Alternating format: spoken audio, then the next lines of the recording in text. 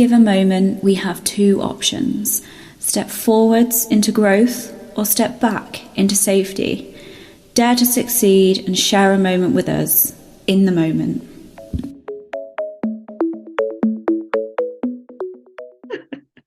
Hello and welcome to In the Moment podcast with Vicky and Alice. It's good to be back, just the two of us, and hopefully a bit more structured than last week.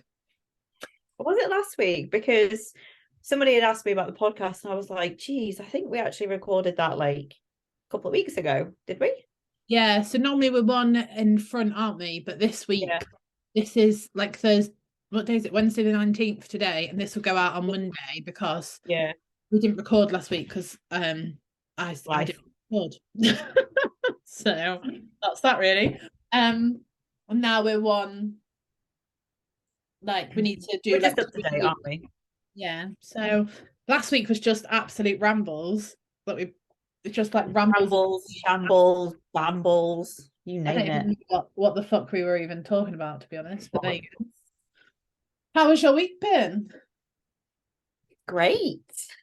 Yeah, it's been fine, to be honest. Just your typical like hormonal days, you know, the feeling like shit. Feeling it's almost like, I don't know if anybody else can like resonate, but like for me, obviously each menses is different for me. Like it's not the same every single time, but like this time around, and I have had it a few times before, where it's almost like I'm a different person. Like it's almost like something takes over my body and I am like a completely different person to a certain degree when it comes to like moods, feeling irritated, like that voice in your head that's telling you to eat even though you're not hungry, and that voice that's like, go on, just sabotage yourself, do it. It'll be great. And just like for me, like I feel really fatigued, my sleep isn't great, and just like all those things really. So that's just what I've had to deal with. And then you've got like life stresses, but yeah, apart from that, fine. New Team Serious hoodie on. Yes. Do you know what? I'm not normally a hoodie person, but because a few people had asked about a hoodie, I thought I would get one. So I picked this one. It's not just like a basic hoodie. I'm quite picky. So like these have a drop shoulder. So it means that the shoulder is dropped. Would you believe it? Wow, that was really cool. Normally on like a hoodie, it would be like the seam would be up here. Right. You can see, but like this one is dropped. And then it's a raw hem, so it's not like a standard hem. So as you can see, it's like it's almost like vintagey. I quite like it. Does it stick out? Yeah, so it's like raw hem. It's like quite vintagey. I quite like it. That just means it like rather than being tucked under, it's like tucked over. Yeah. And it's almost got like a little bit of an acid wash to it, which is quite nice. I thought I'd asked to get this on the back as well, but obviously I didn't. I guess it's not the end of the world. It's quite simple. It's not like too much. You need to put coach written on the back of it. Yeah, maybe. I've got mine on that. So my Tamer one, and I got Millsy. Oh, that's really nice. On the back of mine. If you had a number, if you pick a number, what number would it be? I don't know. 8. It's round. That looks brilliant. Well done, Vicky. I'm fucking hilarious. Really? Would it be number 8? Like on a serious note? Yeah, because like I feel like I'd never forget my heritage. Number 8. I see. What would yours be? And 8 is like the infinite symbol, but upwards, isn't it? So like forever. 8 is forever. Anyway, yeah, what would yours be? I always tend to go with the number 28. That's my birth date. Oh wait, 28. In my head we could only do numbers 1 to 9. What? when you said pick a number, I was like, between 1 and 9. Like, I didn't think there could be multiple numbers. It could literally be any number. Right, well, I'd have 666. Is that your, what's it called, number? That's a devil number. Oh, no, what's that number? Angel number. No, well, angel numbers have like those different meanings. It's just if they come in triples. So if you see like 111 or like 333 repeated, like 111 repeated would mean something and 333 repeated would mean something. But no, traditionally like 666 is the devil's number. Oh, what does that mean? It's just like Satan, isn't it? Go to hell, devil. I hope nobody's religious listening to this because that's great. Anyway. Sorry. A bit late now though. Yeah, I was just thinking when you started talking about menses, whether should I have a little chin bag about menses today rather than what we're going to talk about? Should we talk about menses? Can do. Yeah. Can do. I'm easy. I've got a right snotty nose. I've been like walking with Becky, the pollen count's dead high. So do you remember I said to you, like, I've always wanted my nose done? Like, always. So I saw someone put a TikTok up who had their nose done, and they were like, oh, here are like 5 things or whatever that you need to know that you don't get told before you get a nose. Is it called rhinoplasty or something? I was like, oh, I'm gonna. Oh, right, you mean an actual nose job? In my little head, I was thinking nose piercing. Yeah, like nose job. So she was saying, number 1, like, this is gonna sound really stupid, but you can't like actually pick your nose. So you can't pick your nose. Ever? No, you can't blow your nose. So imagine what it's going to be like when you have a cold. During your like proper bunged up. That's true for long term. Like obviously initially, the girl I saw when I flew to Turkey, she had a nose job. I mean, she looked like she'd been in 10 rounds of Mike Tyson, the state of affairs. Yeah, like you get bruised all along here. She had like tissue like shoved up her nose, and she said she was finding it so hard because she had to mouth breathe for like obviously however long they're up there. But after they come out, like your nose will still well, my friend Jodie has had a nose job and is like fine. Because like she was saying that, so first of all she was like, you can't breathe for like X amount of days. I'm guessing that's because the things are up there. Can't pick your nose, can't blow your nose. Your nose constantly leaks. Yeah, she had that when we were out on a walk. The girl in Turkey was having to like dab it because it was just leaking all the time. Yeah, and I was like, fucking hell. Like, I know how embarrassing it is. Like, do you know when you've got a cold and your nose like just leaks before it's like really, really snotty? Yeah, but that's just when you're like part of recovery. It's not a permanent fixture. Some permanently leak for the rest of its life after a nose job. How do you know that? Because I know people that have had nose jobs. So anyway, when I watched it, I was like, I don't know if it's worth it. Well, I mean, I'd definitely do more research than one person off TikTok who clearly was explaining the initial post-surgery outlook, which sounds very much similar to that girl. But, in 4 years' time, I hope someone still hasn't got tissue up their nose and isn't able to breathe. So, yeah. So anyway, menses.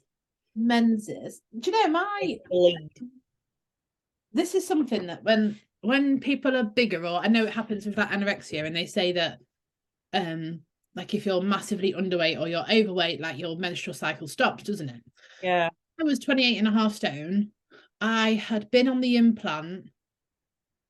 I'd had 2 implants in over 6 years, and I'd been off all contraception for about 1.5 years, maybe 2 years when I started this weight loss journey.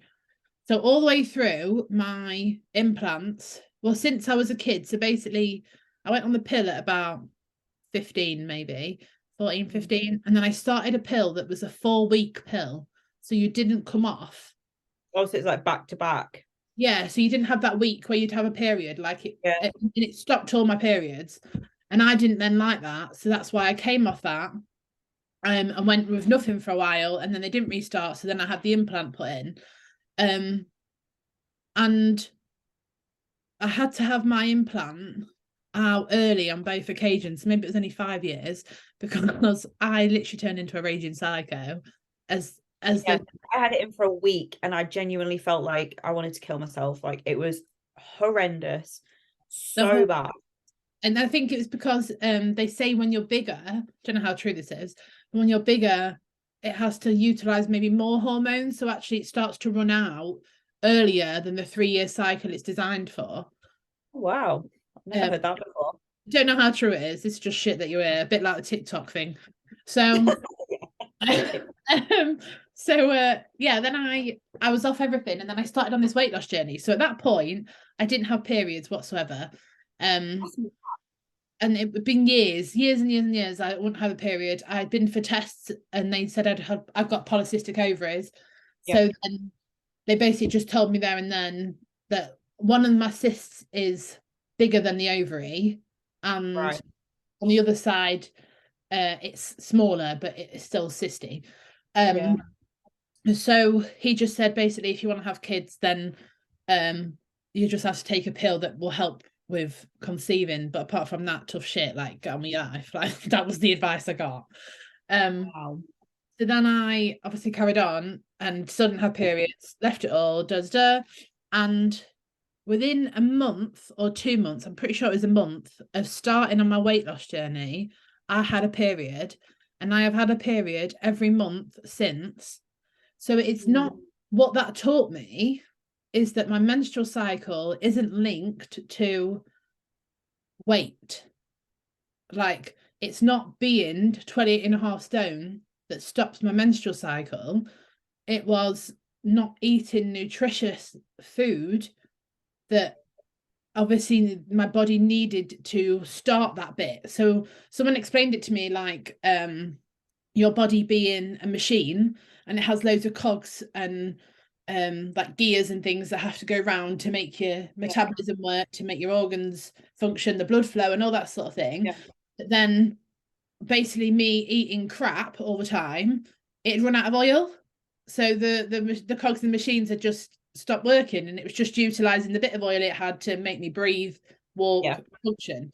And then as I started within that first month of giving it nutritious, giving it veg, giving it fruit, having like protein and all those other things, that then it got oil again, and the oil was then utilized in my menstrual cycle. Start all that off. So it's very similar.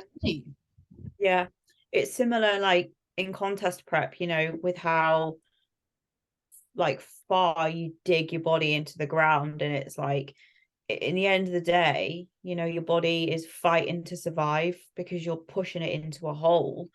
And it's like, oh, okay, what can we shut down essentially to utilize that energy elsewhere to like live and stuff, you know? Because contrary to what I guess people sometimes post on social media, the prep isn't healthy and it's not done on a terms of it, like the vast majority, I'd assume, of people in the bodybuilding world isn't just done based on nutrition. So they might, nutrition is a massive part of it, isn't it? That you take, you have high carb days, low carb days, no fats and all that sort of thing, like how you utilize food to aid the weight loss and the leanness, but to get that lean, generally there are other things that help and support that. It's not just going to the gym and food. But that like your like the lipolytics are like the clen, your himbine, not T3, sorry. It's like the fat burners that you can't buy over the counter essentially. That's not the reason, that's not stopping the periods. The fact you're running yourself into the ground, you are in a huge fucking deficit. You're doing 1 hour plus cardio every single day. Like that is the reason why.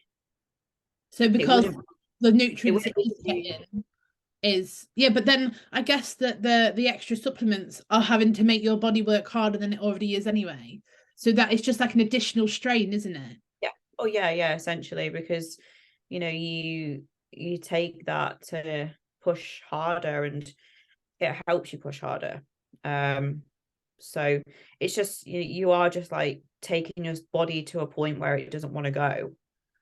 So how long is it then generally after like, so for me, within a month of eating nutritious food, I had started a menstrual cycle again. How long is it for people generally on PrEP? I think it just differs person to person, to be honest. Like, I was quite lucky in my PrEP. I only missed one period. Like, I only missed one. I got one like the month before my show, so and then I've been regular ever since. But like, just now, like, I've been going through a pretty stressful time, like in my personal life. Like, stress I've not felt for years, and my period's 5 days late. So, stress can also make it not happen. Why do you think that? It must be something to do with cortisol levels, I think. I probably need to look into it a little bit more, but it'll be something to do with like the cortisol and bits and bobs. Yeah, it's just one of those things. But like, a regular menstrual cycle is a big sign of a healthy body. And like, when you look at those that are on like contraception and stuff, like, if you think about it, like, if I knew what I know now about like contraception, if I knew that back when I was like 16, I would not have touched it. Like, would not touch it. Like, I've been off contraception for like a year and a bit now. Like, and the reason I came off was because, one, when was it? I think it must have been, I was 16 when I first went on. And I was on the one where you would take it for 3 weeks and then stop for a week, and then you have that like artificial breakthrough bleed. Like, it's not a regular bleed, like, it's not like a normal natural bleed. It is just like a fake one. And then I then got moved over to a different pill because I'm pretty sure it was some scandal about this pill that I was on, like, from the age of 16. Apparently it was costing like the doctors or whatever too much money to get in. So they had to get in a cheaper pill, which I think was called Regevidon or something like that. So I was then put on to that one. But then October 20, it wasn't last year, it was the year before. So would you say that was 21? October 21? Yeah. Yeah.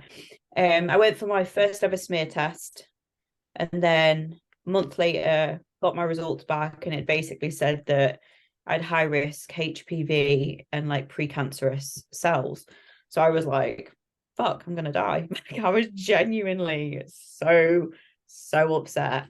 My first ever test as well. So then I had to wait until February to get them like all burnt off and stuff. But this is really fucked up. So in December, the doctors had rang me just like out of the blue about my results and stuff, and like, oh yeah, this is when you'll get your appointment to have the procedure to have everything burnt off. And she was like, oh, and by the way, like, did the nurse tell you when they took the swab that your cervix had like turned itself inside out? And I was like, no. I was like, sorry, what?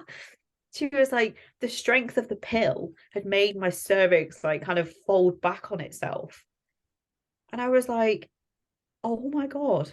It's like, she didn't say anything. Because like, when I got my smear test, I was asking her, I was like, oh, does everything look okay? And this and that. She was like, yeah, everything looks fine. I mean, it came up to me on mine really weirdly when you fucking laid there with legs open, and she was like, you've got a lovely cervix. I was like, great, thanks, Doc. Really weird. But yeah, I was like asking her, I was like, does everything look okay? She's like, yeah, everything's fine. And then obviously you get that test result back and like high risk HPV and all of this, and you're like, oh my God, what the hell? And then a month later to get told that your cervix had like turned inside out. So I was like, so what do I do? And she was like, I was like, oh, I was like, I'm gonna stop taking the pill, like I'm gonna come off it. And she was like, oh, maybe look to go on something else. So I was like, right, okay. So my mum and my sister are on the implant. So I was like, I'll try that. So I tried that. It was literally like a week and a half before Christmas. And I swear to God, like I have never felt so low ever. Like I felt depressed. I felt like, dark thoughts, like really, really dark thoughts. I just remember like just sitting on the couch, like it's almost like your head is busy, but almost black. It's just like black, it's just dark. It's such a weird feeling. And I was like, I remember getting my nails done and I said to the woman about it. She was like, Alice, you need to get it out. Like, I've been there. She was like, just get it out. So I rang the doctors and I was like telling them that I was like, suicidal and all of this. So they was like, oh, can you come in tonight? So I was like, yeah. So I went down, I got it out, and I absolutely just broke down after I got it taken out. And they tried to put me on antidepressants. And I was like, no, it's like absolutely not. Like that is then just another toxin to add on top of all of that shit that was going on in my body anyway to like set me off. Like, no, it's just really, really poor. And like we've spoke about it before, like with the pill and everything.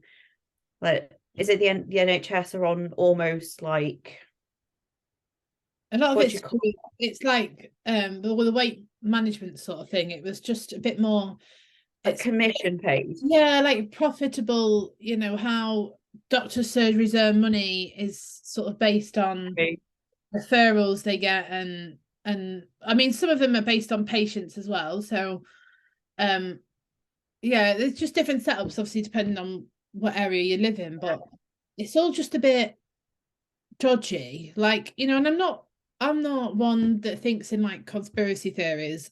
Well, I do think about conspiracy theories, but that's where it stops. Like, I have the thought, I don't delve into them because it's a dangerous game. Yeah. But when you see like, I mean, I watched a TikTok, but this person that had cancer, and they were saying, and I've heard this before, but they were saying that cancer is an acid, it's acidic. So how do you kill? I might have seen this. How do you kill? Can't live in acidic environments. No, in alkali environments. Is it? Yeah, so cancer isn't. Well, maybe I got it the wrong way around, but cancer is one or the other. So cancer is either acidic or alkali, and it can't survive in the opposite environment. So you can't put an acidic. Yeah, I think I've seen that. In an alkali environment and the acid survive. Like they're literally different ends of the spectrum, aren't they? So this person had fed and researched all the alkali foods and like nutritional sources in order to give their body no acid whatsoever so that it couldn't feed the cancer, and then the cancer diminished because it wasn't able to survive in the environment. Oh, excuse me, sorry, that was gross. In the environment that it had. So I guess those bits is what I find difficult. That how is like the pill so normalized, and no one takes what I understand now. Like no one ever took my hormone levels before I had a pill.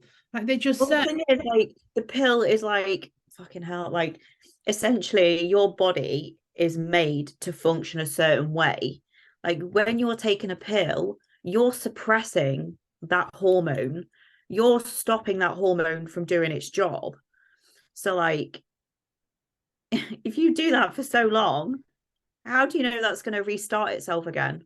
Like I know people, and I know people now that have been on the pill for like, I don't know, 5-6 years, and they've now been told they're infertile because of the pill, because they'd obviously spent so long suppressing that hormone.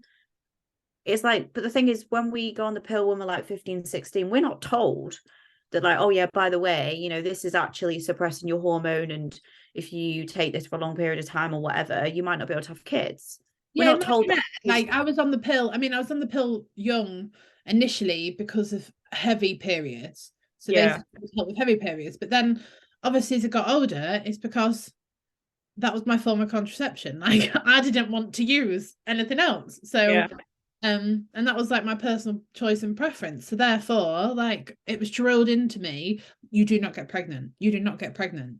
So in order to not get pregnant, like that's what had to happen. Do you know what I mean? If you were told when you went to get the pill, oh yeah, these are the risks, etc., etc., would you have still gone on and taken it, knowing that potentially when you were ready to want to have to try for kids that you might not be able to have them? I think I still would have young, but because I probably wouldn't have fully understood, but I think I would have come off it a lot sooner. Yeah. So when I hit 18 and I'm actually an adult and can make my own decisions as such, I would have made the decision not to then. But while I'm under that age, I guess for me, the fear of getting pregnant would have been too high to not take it. Whereas when I hit 18, I could be a bit more, well, I say I'm not even sensible now, but yeah, do you know what I mean? Like, I could be a bit more sensible. Yeah. So, yeah, it's bizarre, isn't it? How we're all drilled in about STIs and about all this sexual health and all that, but that part of the puzzle, and it's very similar for when people hit menopause and their menstrual cycle goes out the window, or it can be spotting, or they get like excessively heavy constant bleeding and all that. Like menopause is such a taboo subject. And the same way as when you're kids and you start your menstrual cycle, like it's a bit, I mean, I remember starting my menstrual cycle at 10 and walking into the 10, yeah. At the breakfast club in year 6 at Bishop King, and I walked into the breakfast thing, and primary school, that is mad. The lady, I remember her, called Charmaine, who was one of the kids' mums. I don't know if you remember her. She was behind the breakfast bar thing, and I was like, I started my period. I remember just being like, but yeah, like at 10, starting my period at 10. I think I was in year, because I went to Joseph Ruston. Oh yeah. Secondary school. I think I was in year 8. I remember was I at home? Oh my god. Oh my god, that's just brought back a memory. So I remember when I was like laid on my bed again, like year 7, year 8, and I was like, I've got these weird like lumps in my chest. I was like, Mom, I was like, what is this? She was like, that's your boobs growing. I was like, oh, okay. But no, like I remember coming on and I was very heavy, like so heavy. I remember going into school once and we were in the ICT room, sat on the computer chair, and I was sat on my white Helly Hansen jacket. I was actually sat on it, stood up, went to go to the toilet, looked around. I was like, it was red. And at the time I had a really old male teacher, and I was like, I like tied it around my waist. I need to go home. My mum came and picked me up, and that was the first ever time I used tampons, and I was like, oh my god, this is amazing. I was like, I don't even feel like I'm on my period. It felt great because I was used to having these huge like nappy pad things. Fanny pads, we call them. Fanny pads. Honestly. And like to use them, I was like, this is fucking fantastic.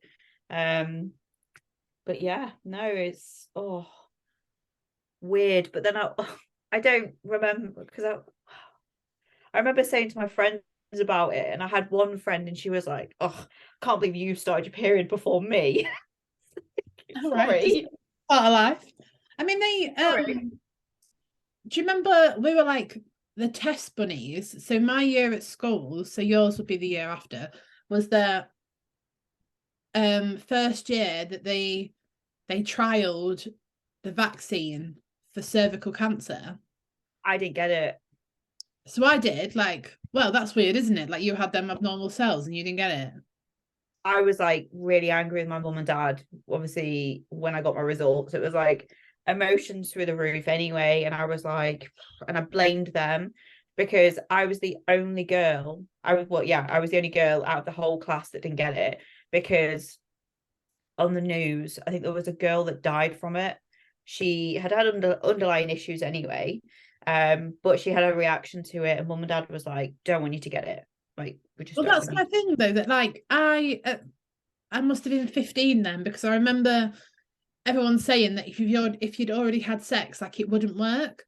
And I was like, why am I having it done then? Like, so I'd already like had sex at that age. So I remember being a bit put out by it, and actually like it's so bizarre now to think, isn't it, that those choices about our bodies, and I can see why kids become so self-entitled these days, because the abundance of information that's out there on social media, and actually those sort of decisions that could have like influenced like my later development, like because it's a bit like the COVID vaccine, you know, I had it done because I was in care.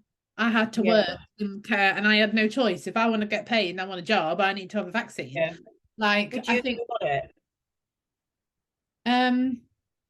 I don't know, and I've made the decision now that moving forward, I mean, I had the vaccine and I still got COVID and I was still poorly. I I don't know why some people seem to react worse. I mean, what I observed, in complete honesty, is that smokers seemed to be okay. So smokers, I think because their lungs must be so full of fucking tar and shit that whatever this like thing is, it can't actually link on to anything. Get in. Yeah, so it couldn't actually stick to the lung because it's so caked in crap. So I don't know if that's actually a thing, but I'd love to see a scientific research around that because that is definitely something I observed. It's mad, like the amount of people that really, really suffered. Like I didn't get the jab, I didn't get any of the jabs. And I had COVID twice. Was it 3 times? One of the times I didn't even know. I just thought I was a little bit like under the weather, and I was like, fuck it, I'm gonna do a test. And I was like, oh shit. I was like, it's too late now, just carry on. But yeah, the first time I got it, I was like, I did wake up and I was like, oh, I've got a bit of a sore throat. And then took a test, went to bed, woke up in the morning and saw that it was positive. So I was like, and like it happened to be the first day back to work after the Christmas and New Year break. So I was like, oh, quick, do another one. Came back positive. So I was like, yes, no work. This is great. So obviously sent all my pictures in, went off, got a test. But generally, like I felt fine. Like I genuinely felt worse having like a cold. it's just bizarre, like the things that we put in our bodies. Like, yeah, what really annoyed me about this whole COVID thing, so I caused a huge uproar in the office when I worked, when people were like, oh yeah, you can go get your jabs and stuff now. And like I was like, because they were like, oh, when you going for yours, Alice? I was like, I'm not getting it. I was like, you joking? And they were genuinely like at me for it. And I was like, why the fuck would I put something in my body that I have got no idea what it is? Like, no idea what it's like gonna affect. Like, it's not, how do I know it's gonna like, I don't like, how do I know I'm not gonna react to it? Like, how, like, why the fuck would I put something in my body just because the government are telling me to? Like, no. I think that's the difference like, between you. So that's something else like I observed is that people that were in the fitness industry who I guess had the knowledge base that you guys have around how to nutritionally give your body what it needs to fight off infection, to run efficiently, that sort of thing, made that judgment to not have the vaccine because they knew and understood the body. Whereas the vast majority of the British public, myself included, wouldn't know the ins and outs of how a body functions necessarily to be able to make that sort of like objective viewpoint. We'd just be like, oh my god, we're going to die. Like, you think how catastrophized it was all over the news, that like, you know, oh, I'm going to die, like it's the next plague. So I think that was like sort of like the shift in it. Yeah, I think though, to be honest, like these people that I was working with would like go out and binge drink every weekend. They would do drugs, they would do cocaine. Like they're quite happy to put all of that in their body and not like have a balanced diet and this and that and actually like look after themselves. Oh, but it's fine. We'll go get a jab and everything will be okay. Like, yeah, it is bizarre. all And I of guess the areas of your life before fucking sticking something in your body, you're never going to be able to get out. Like, It is, and really I think that with hormones, like hormones as well, is to like go and get like a test of your hormones done and make a judgment first, like see if there's like other ways. So I guess people now that maybe suffer with like bad periods, I'm quite fortunate that I'm not, I just get a bit ratty sometimes, but that's most days. So like I'm not happy anymore, to be honest. What would you like recommend, I guess, for people that maybe like suffer really badly with bloating? Is there something that could help with that? I don't really know, because I think it is pretty much like normal, like to a certain degree. But like, because each period is different, and they say there's all these different like foods you can avoid and this and that, and I know whether it's like true or not. Like, I genuinely don't know, but I think it's just one of those things you do kind of have to ride out for a couple of days and just do everything you can. Like, they do say like keeping active is really, really good and important. I did see something about, like, do you know when you're like bleeding quite heavy, and then if you're like laid down, and obviously like your pelvis is like tilted, obviously your cervix is going to be tilted to a certain degree, so it's almost going to like trap that blood flow coming out, which is then going to cause like more pain. So that's what I guess happens at night when you go to sleep and then you sit up in the morning. Yeah, when you wake up in the morning, it's just like yeah. literally. But yeah, so no, I mean, like, I would show you right now because I'm like bloated. I was actually going to put up a comparison picture from when I was at the gym a couple of nights ago, and I've got like full on abs, and then the next day it was just like like, I would show you now, but I've got no trousers on, so it wouldn't really be appropriate. I feel like no, it's definitely not appropriate. So I feel like we've got a good like segue. Maybe next week now we can talk about the sugar cravings that go with the menstrual cycle. Yeah, like cravings. I think it's, do you know what? I wouldn't even say it's cravings, to be honest. It is more so of like a psychological side. And like, we know that also, although I say we know, not a lot of people know. Like, Ross didn't even know. This was like a couple of weeks ago. He was doing a check-in with a woman, and he was talking about the menstrual cycle and this and that. And then when he came off it, I was like, do you actually know why we get cravings and like we get really hungry towards the end of the cycle? He was like, no. I was like, what? So we know I would probably say like 10 days before your period, and maybe just at the beginning of period as well. Like, our BMR naturally rises, so our bodies naturally burn more energy, and that's why we do feel like we need to eat more, because the body's like burning all this energy, and we're like, shit, we need to eat, we need that energy. So when you are in like a diet phase or whatever, your food should always be upped at that point, just to kind of compensate for that, because else it's just going to lead to like binging and stuff like that. Like, I've been there, like, it happens. But like, I don't know, I was talking to a client the other day, and we were talking about establishing, like, when you're feeling fatigued or when you are generally just being lazy, finding that balance. And it's very much the same with food as well. It's like it's finding that balance, like with food. Like, you know when you're hungry, like, you know that feeling, everybody knows that feeling so well. So establishing that versus hormonal eating, like, it's just finding that balance. And like, when that hormonal eating voice comes on, I've had it for the past few days, it's a case of, right, do I give into it? If I give into it, is that going to help? Is that just going to satisfy short term? After like 5 minutes, you're going to be like, right, what am I eating next?